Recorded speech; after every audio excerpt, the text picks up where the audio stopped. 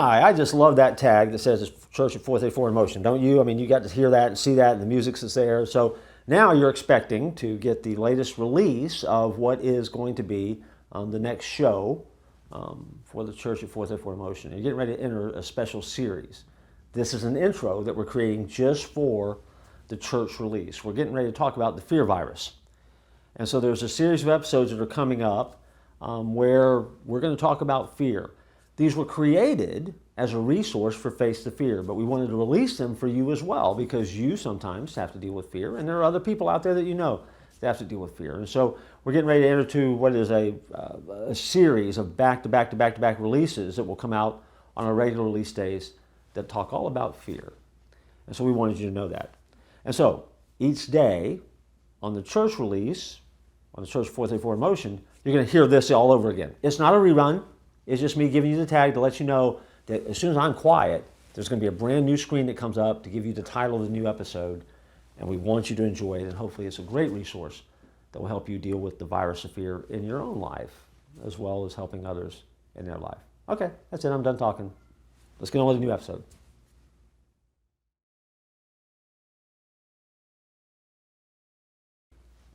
Hi, welcome back to what is another installment in a series called The Fear Virus. We've been talking about fear, and we're talking about how to have a holy terror. In other words, we're admitting the fact that there's moments we all get afraid. And there's moments that we all have to deal with terror, but we're talking about how faith collides with that. As we've suggested to you, if you're not real big on faith and you don't like the God thing, then at this point, you're probably not even listening, let's be honest. But if you are still listening, thanks for hanging in there with me and keep hanging in there with me because, again, we're going to keep saying some things that, if you'll try them, they really are going to work. And so in your life, you have to ask yourself, what are those lurking fears? Because we talked about learning to see them differently, hear them differently, do something differently with them. We talked about the importance of that and trying to kind of keep that holy terror and not try to put Jesus in a box, but let him loose so you can learn to see things and hear things and do things differently. But what is it that scares you? What are your Loch Ness monsters? Beyond the daily headlines or the common cold or the coronavirus, what is it that scares you most and scares you worst? Is it public failure? Is it unemployment? Is it heights? Fear you'll never find the right person? Fear you'll never find the right place? You'll never have good health? You're going to be trapped, abandoned, or forgotten? See, we all have monsters that lurk in our lives. And monster is not a bad word. It simply means that they're out there and we need to be aware of them. I have a suggestion for you. You ever thought about the fact that monsters might be found in the company you keep? See, there's a passage of Scripture, a different one, in 2 Timothy chapter 4, verses 4 through 18. And in verses 14 and 15, it says, Alexander the metalworker did me a great deal of harm. The Lord will repay him for what he has done. You should be on your guard against him because he strongly opposed our message. This is Paul writing to a young man named Timothy who was a young pastor who was trying to lead a church, and Paul was trying to encourage him. And so he gives him a warning about somebody that obviously was a mutual friend.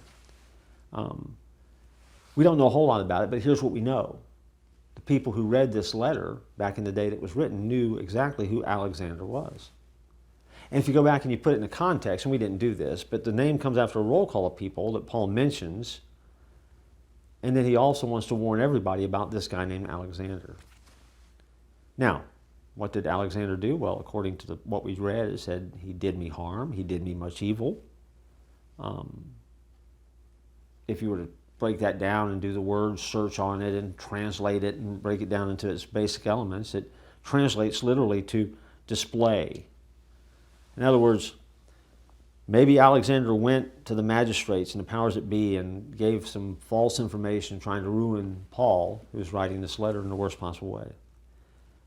But he's very clear about warning his friend and confidant and protege, Timothy, about this guy who's trouble.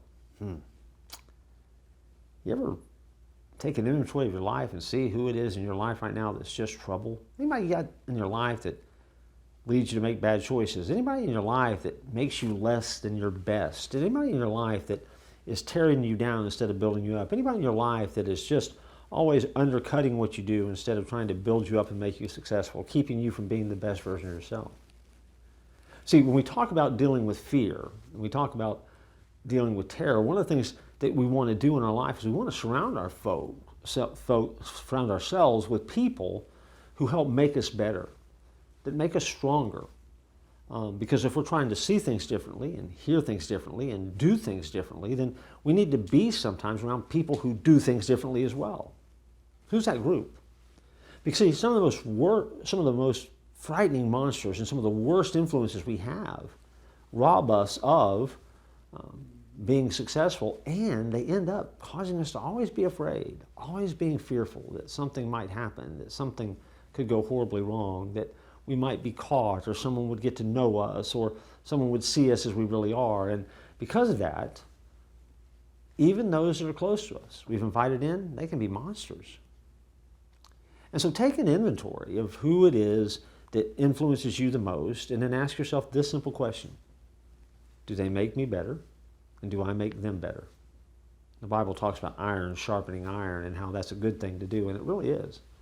Doesn't mean that you're not their friends, doesn't mean that you can't be around them, but it simply means you need to know who they are. You need to identify them. Why? So you can see things differently, hear things differently, and do things differently, because that's how you begin to deal with the things that make you most fearful. For goodness sakes, don't let the people in your world make you fearful. They're monsters. They just don't know it. And maybe you didn't know it till now. You think about it. We'll talk about it again in our next edition of the Fear Virus.